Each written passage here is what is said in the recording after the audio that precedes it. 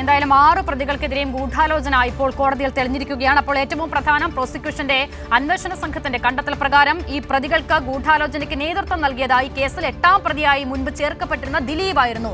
ആ ദിലീപിനെ ഈ പ്രതിപട്ടികയിൽ നിന്നും കോടതി ഒഴിവാക്കിയിട്ടുണ്ട് എന്ന് പറയുമ്പോൾ മറ്റു പ്രതികൾ ആരുമായി ഗൂഢാലോചന നടത്തി, അവർ പരസ്പരം മാത്രമാണോ ഗൂഢാലോചന നടത്തിയത്, ആ ഗൂഢാലോചനയുടെ ലിങ്ക് എന്തുകൊണ്ട് ദിലീപിലേക്ക് എത്തിയില്ല എന്നതടക്കമുള്ള കാര്യങ്ങളിൽ ഈ സമഗ്രമായ വിധി പ്രസ്താവം വരുമ്പോൾ അതിൽ ഉത്തരമുണ്ടാകുമെന്നുള്ളത് ഇന്ന് ഉച്ചയ്ക്ക് കോടതി തന്നെ പറഞ്ഞിരുന്നു. സ്വാഭാവികമായും വിധി പ്രസ്താവത്തിനുള്ള കാത്തിരിപ്പിൽ കൂടിയാണ് കേരളത്തിന്റെ ചരിത്രത്തിൽ, ഇന്ത്യയുടെ തന്നെ ചരിത്രത്തിൽ ഇതുവരെ കണ്ടിട്ടില്ലാത്ത നിലയിൽ ഒരു പെൺകുട്ടിയെ തട്ടിക്കൊണ്ടുപോയി ബലാത്സംഗം ചെയ്ത് ആ ദൃശ്യങ്ങൾ ചിത്രീകരിച്ച് ഭീഷണിപ്പെടുത്താനുള്ള ആ നിലയിൽ ഒരു വലിയ ഗൂഢാലോചന നടന്നൊരു കേസാണ്. ഇതിനു മുൻപ് ഇന്ത്യയുടെ നിയമചരിത്രം അങ്ങനെ ഒരു കേസ് കണ്ടിട്ടില്ല. അപ്പോൾ അങ്ങനെ ഒരു കേസിൽ കൂടിയുള്ള ശിക്ഷാവിധിയാണ്.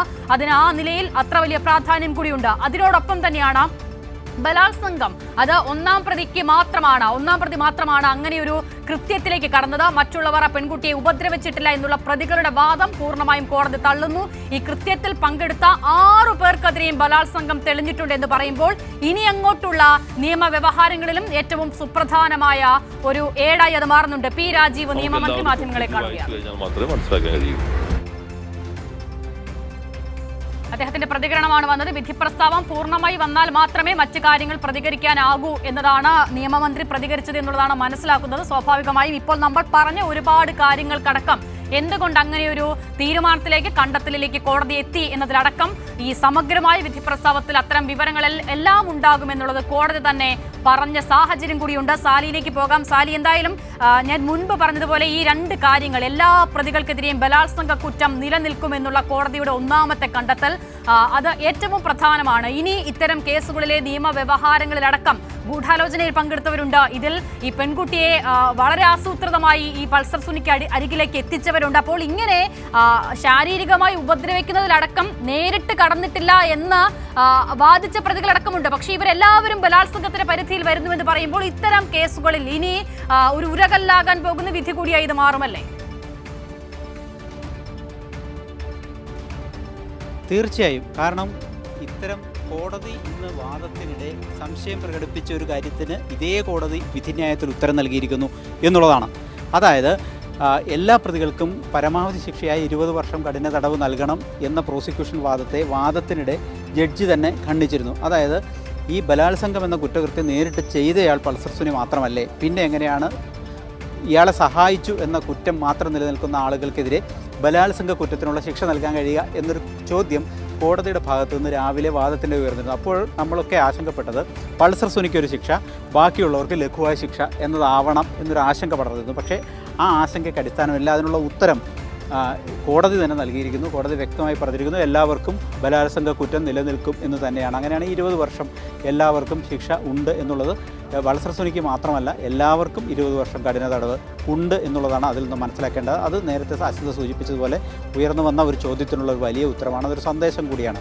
ഏതെങ്കിലും തരത്തിൽ ബലാത്സംഗം ചെയ്യാൻ ഏതെങ്കിലും പ്രതി ശ്രമിച്ചാൽ ആ പ്രതിക്ക് സഹായം ചെയ്യുന്ന എല്ലാവരും സമാന കുറ്റകൃത്യത്തിൽ പങ്കാളികളാണ് എന്ന് തന്നെയാണ് കോടതിയിൽ നിന്ന് പറയുന്നത്. അത് ഈ കേസിൽ മാത്രമല്ല, അതൊരു സന്ദേശം കൂടിയാണ് എന്ന് ചേർത്ത് വായിക്കേണ്ടി വരും.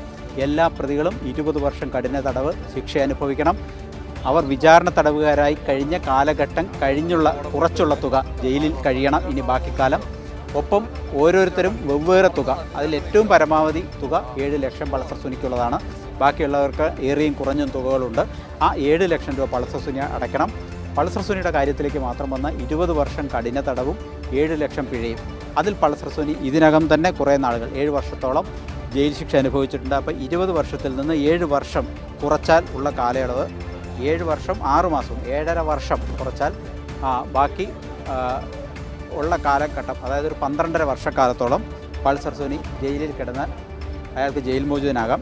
ഒപ്പം 7 ലക്ഷം രൂപ പിഴ കൊടുക്കണം. ഇനി പിഴ ഒടുക്കിയില്ലെങ്കിൽ തടവ് ശിക്ഷ ഉണ്ടാവും. അത് കോടതി ഉത്തരവിൻ്റെ ഭാഗമായി ചേർത്തിട്ടുണ്ടാവും. ഇനി പിഴ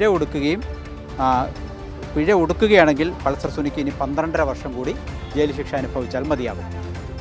തീർച്ചയായും സാലി, എന്തായാലും ഈ 20 വർഷം ആകെ എല്ലാ പ്രതികൾക്കുമായി തടവ് ശിക്ഷ കോടതി വിധിക്കുകയാണ്. അതിൽ ഇതിനോടകം തന്നെ അനുഭവിച്ചു കഴിഞ്ഞ കാലയളവിൽ കുറവ് വരുന്നുണ്ട്. അത് ഈ പ്രതികൾ ഇതിനോടകം ജയിലിൽ കിടന്ന കാലയളവ് വെച്ച് നോക്കുമ്പോൾ പൾസർ സൂനി 7 വർഷവും 6 മാസവും 29 ദിവസവും തടവ് ശിക്ഷ അനുഭവിച്ചിട്ടുണ്ട്. മാർട്ടിൻ ആന്റണി 5 വർഷവും 21 ദിവസവും, മണികണ്ഠൻ ബി 4 വർഷവും 8 മാസവും 27 ദിവസവും ജയിലിൽ കിടന്നിട്ടുണ്ട്. വിജീഷ് വി പി 5 വർഷവും 1 മാസവും 15 ദിവസവും ശിക്ഷ അനുഭവിച്ചിട്ടുണ്ട്.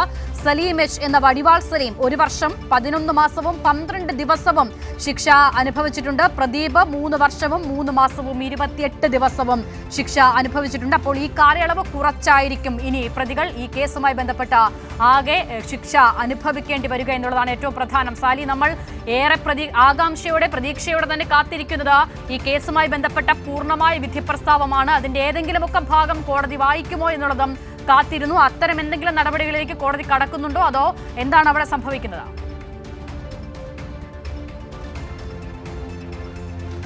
അതായത് അത്തരമൊരു വിവരവും ലഭ്യമാകുന്നില്ല. അതുകൊണ്ട് തന്നെ എന്തുകൊണ്ട് ഈ 4 പ്രതികൾ കുറ്റവിമുക്തരാക്കപ്പെട്ടു എന്ന ചോദ്യത്തിന് ഉള്ള ഉത്തരം ഇപ്പോൾ നമുക്ക് നൽകാൻ കഴിയുന്ന സാഹചര്യമല്ല. അത് വിധിപ്പകർപ്പ് പുറത്തു വന്നാൽ മാത്രമേ ലഭിക്കൂ എന്ന് തന്നെ പറയേണ്ടി വരും. അത് ഇന്നുണ്ടാകുമോ അതോ വരും ദിവസങ്ങളിൽ മാത്രമേ പുറത്തു വരികയുള്ളൂ എന്നുള്ളതാണ് ഏറ്റവും പ്രധാനപ്പെട്ട കാര്യം. അതിൻ്റെ കണ്ടന്റ് പ്രധാനപ്പെട്ടതാണ്. എന്നു പുറത്തു വന്നാലും ദിലീപ് എന്തുകൊണ്ട് കുറ്റവിമുക്തനായി എന്ന വലിയ ചോദ്യത്തിനുള്ള ഉത്തരം അതിലായിരിക്കും ഉണ്ടാവുക.